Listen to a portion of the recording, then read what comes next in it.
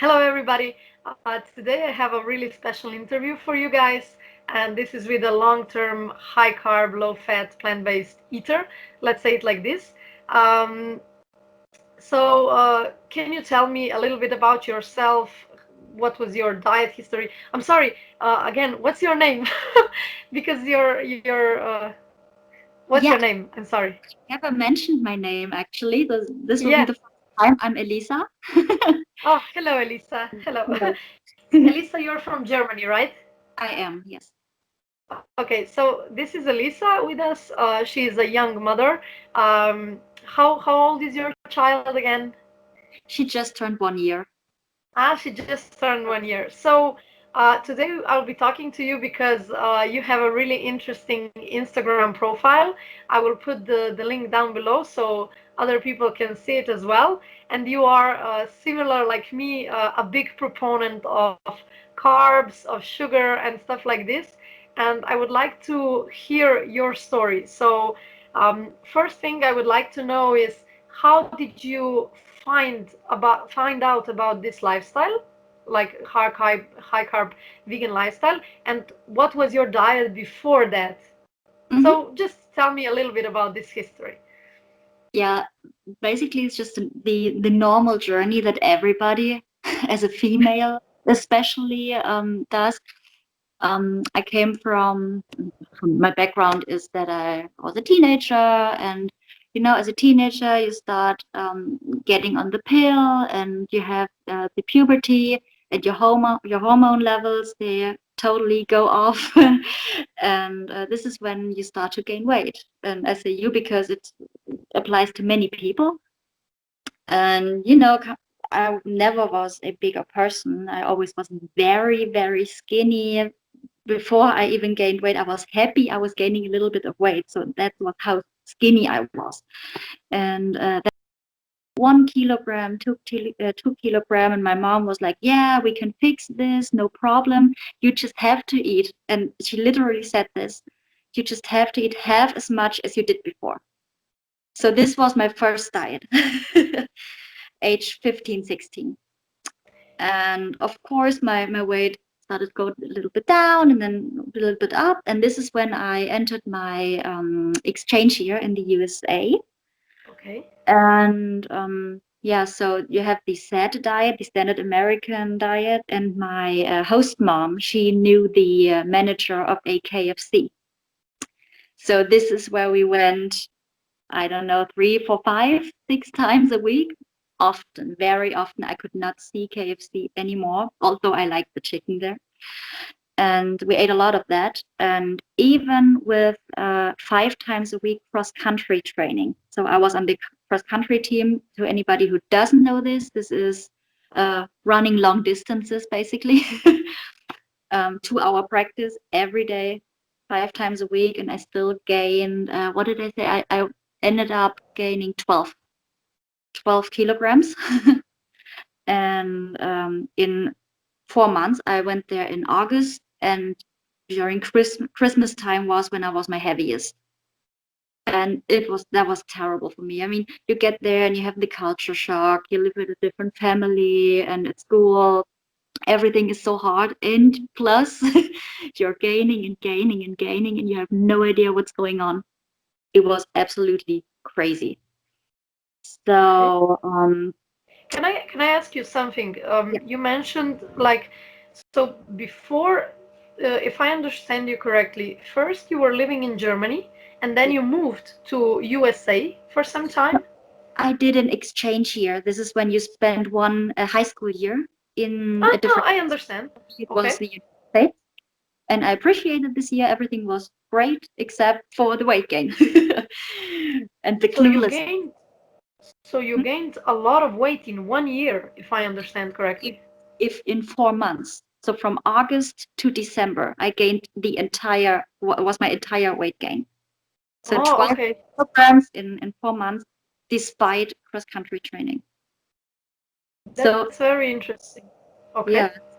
so girls and train ate terrible. This is the absolute proof.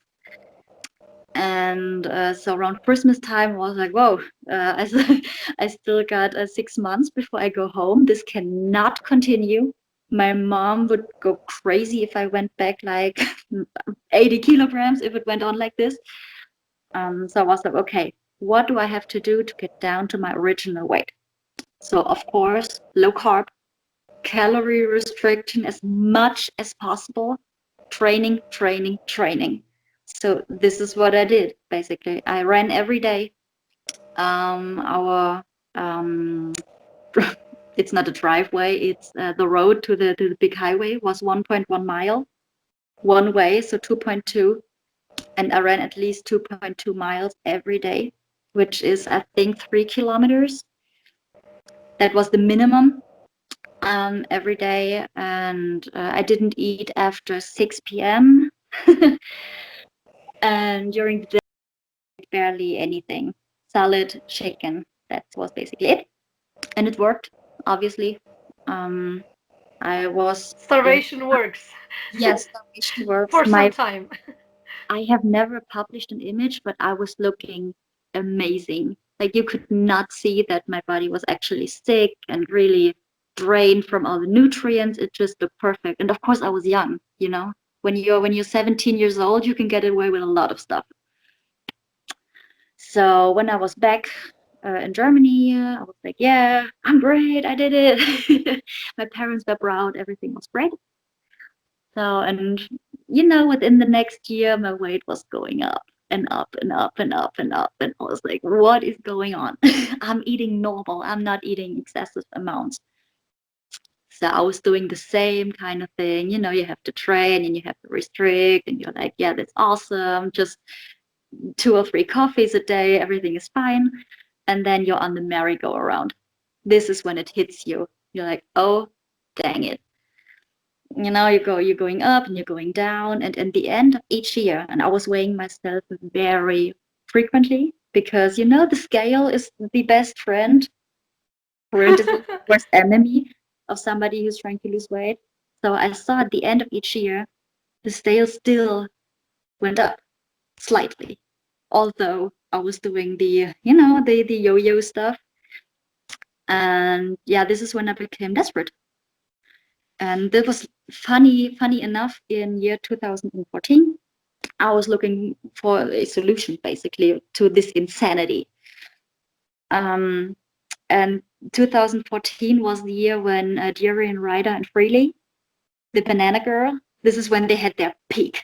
So I found them like this, like right away. I dove into all their videos and binged all of them.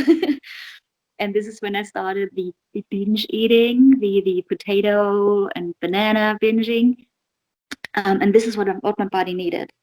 And I can remember one video that Durian Ryder made when he said, when you first get to this lifestyle, you gain the weight, and this is metabolic damage, healing, all that kind of stuff. And the first period of the time, you do not want to train. You just want to eat and sit down and eat and heal. And this is exactly what my body did.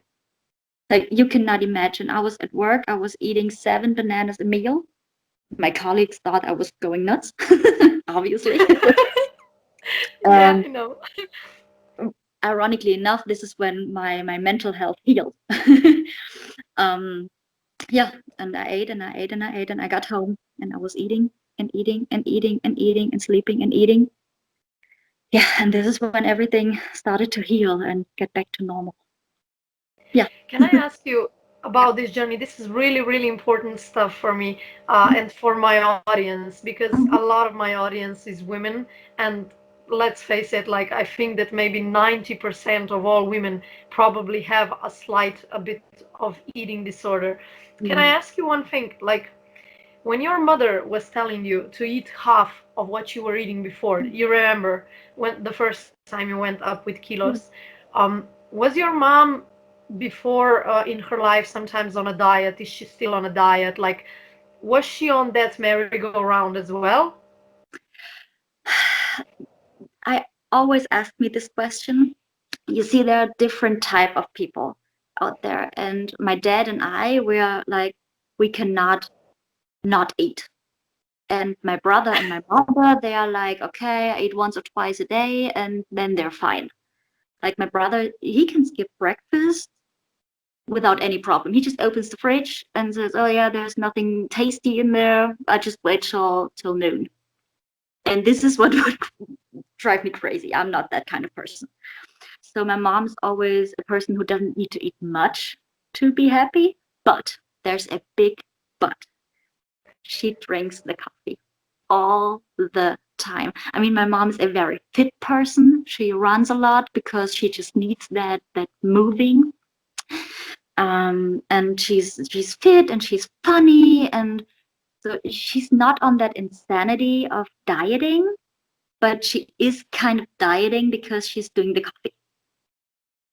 Okay, Yeah. this is really interesting. I think that our families are a bit similar. Mhm. That's like really funny because me and my dad, I mean, we all eat quite a lot in the family, but me and my dad, we are like the culprit of eating a lot, you know. And I never understood people who could like fast and stuff like this. So I want to ask you about when you found out about doing Rider and Freely, what Mhm. exactly were you eating? Were you just eating fruit or were you also eating starches? How was this journey for you? And especially, I would like to know how long did it take for you to, let's say, for your appetite to calm down? Just describe me the process. Mhm. So of course I tried their Roto 4 schedule because I mean this is what they were promoting and they got the results. So I was like, yeah, okay, I will try it. You go try it before you deny it. Uh, so I mean, the fruit in Germany is not that much of a variety, so I basically stuck with bananas and grapes. And this is what I did. Uh, this is way back. This is 2014, so I still have to remember. Um, I think I did maybe for 2 months. I did the Roto 4 stuff. I Okay. think. But then I realized I go a little bit crazy in the evening. Like I was eating so much, my stomach was hurting, but I still was not full. I mean, this is of course part of metabolic damage as well. But I get that to this point later on. um, Okay. so so yeah, so for a few months I was doing the Rotter 4 stuff on bananas and grapes basically over the day, and at nighttime mainly potatoes, but also pasta. So Okay. rice seemed not filling to me at this point. It was too light and too Okay. easy to digest. My body just needed the thick stuff. So potatoes, sweet potatoes, pasta, mainly probably for half a year, I would say. Okay. Yeah, Okay. But later you changed the protocol a little bit.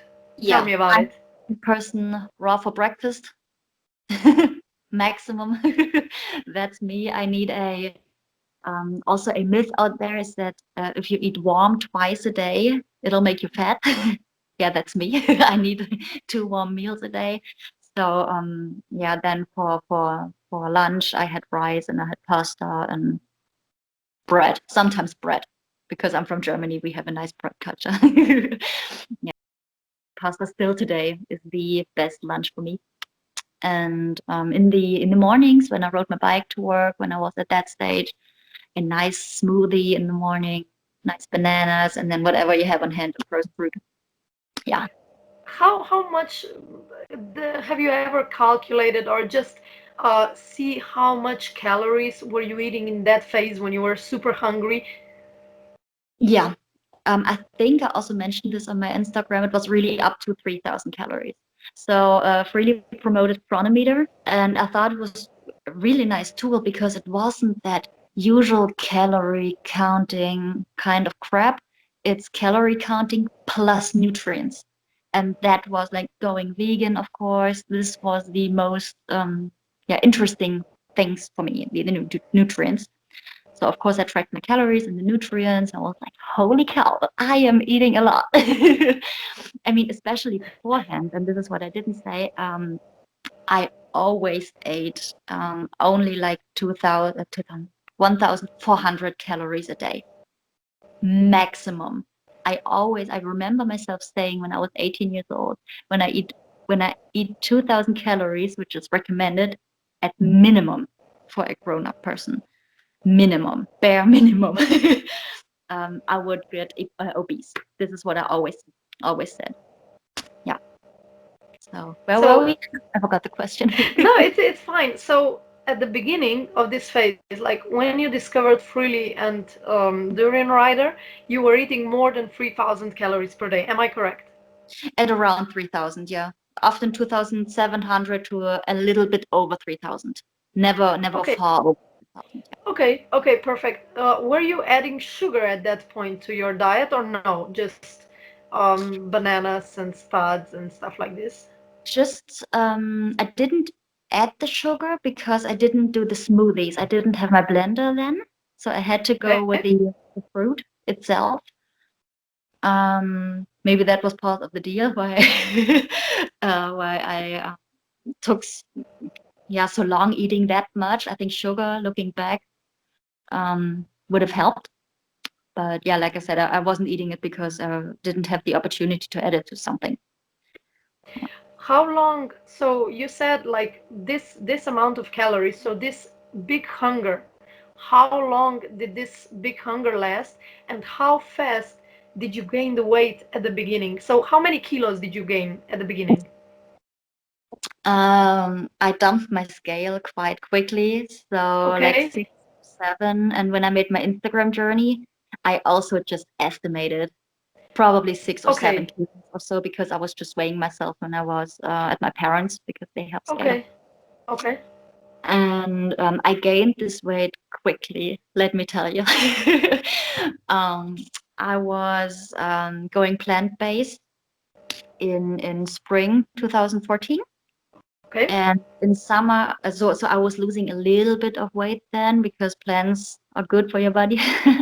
okay, And then going high carb in summer, I was at my heaviest, I would say, again at Christmas time. So it okay. was kind of a good repetition of the USA stuff. Started in summer, and at Christmas time, I was like really heavy. But, This but is it was okay for me. It because I okay. knew it was part of healing, and I also had my boyfriend, which I am still together with right now. I said, I'm sorry if I'm gaining the weight. Trust me, it'll go down. So yeah, I What was did at my. he say? What He did he said, yeah, say? he said, I trust you. It's fine. I mean, it's just I didn't gain 30 kilograms. Maybe then we would have a bigger discussion. But so I was just over 60 kilos, and he was like, yeah, that's still fine with me. Of course, it would be better because he likes the athletic women as well. Of course, most men do. I was like, yeah, trust me on this one. I'm not gaining a whole lot. I'm just gaining a little bit, and then it'll go down forever. Yeah. Perfect. So you said you were around 60 kilos or more. How tall are you? I'm 1 meter and 65 or 64, depends on the Okay, day. okay, okay. Centimeters, which is I think 5'4" in US measures. I think Okay. they always said I'm 5'4", but I can't remember. I have to calculate it. It's fine, it's fine. Tell me something. When you were on this journey, like all in journey, we say to this, how did your body start changing in terms of where did you accumulate fat? And the other thing that I want to know is how did you feel? Like how was this journey going? Like how did you feel at the beginning? How did you feel later? How was the sweating, the hormones? Tell me about it. I always knew it was the right thing, so it was okay. So I think somewhere also during writer said, "You did the crime, now you do the time." He likes the rhymes. But those little sentences, they help a lot. So I was totally fine with it. In my core, deep, deep, deep in my core. But of course, there were days where I was like, "This is hard." And then, we humans, we always want the results right now. I was like, oh, how long is this gonna take? This is so exhausting and frustrating. So I can, like, many people write me on Instagram and they say, oh, I want the results. And I was like, yeah, take your time, it's worth it. So yeah, I had the emotional ups and downs, but never down. So I was always caught by the feeling, okay, it's healing, it's a good thing. My body accumulates fat the most in the belly area. So I would be, if I was obese, I would look like an apple. Like I would be round and have like two stick legs, two stick sticks. And this is also where I accumulated most of my body weight. May it be fat or water or whatever my body stored. Um, but it also started gaining on my legs a little bit and on my arms, and it wasn't so obvious to other people, but I could see that there was like a thin layer adding up, and also my face got a little bit more puffy, and I could feel it, like when you sit at your desk like this, I could feel it that my face was puffier, definitely. So Okay. it's not around my body. Yeah. What about the positive effects? Like, what was different in your like energy levels and sleep, the ability to sleep? What was, or I will ask you differently. What was, what before? Like, how did the message from Freely and Durian Rider got to you? What were the symptoms you had that you know that you were undercarbed and basically malnourished? Yeah. So the undercarb stuff is when you really feel down a lot, and also thinking about food all the time and feeling guilty about this too. I was collecting recipe books like crazy at work, also not allowed. I was Googling recipes and making shopping lists for later, and that was just total craziness. And also going out with friends, you're the one that orders the salad and then at home binges on chocolate, that kind of nonsense. And also my athletic performance. This is where I had the most contrast, I would say, because I didn't feel like working out. And when I worked out, I came to the level of exhaustion quite quickly, and then it was just pushing through the pain. And I had really lethargic legs, and they felt heavy, and it was not fun at all. And I mean, sleep wise, I can always sleep, so that never applied to me. Um, Also, like I said, I did a lot of coffee, so the need for coffee disappeared right away, and I felt like moving, and you feel so light, and the brain fog just vanishes. The typical stuff. to Yeah, us, yeah, to us, so obvious. To us, so obvious. yeah, yeah. But this is really good. This is really good stuff.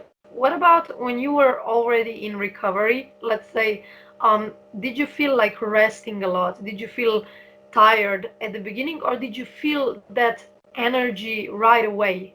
How was it for you?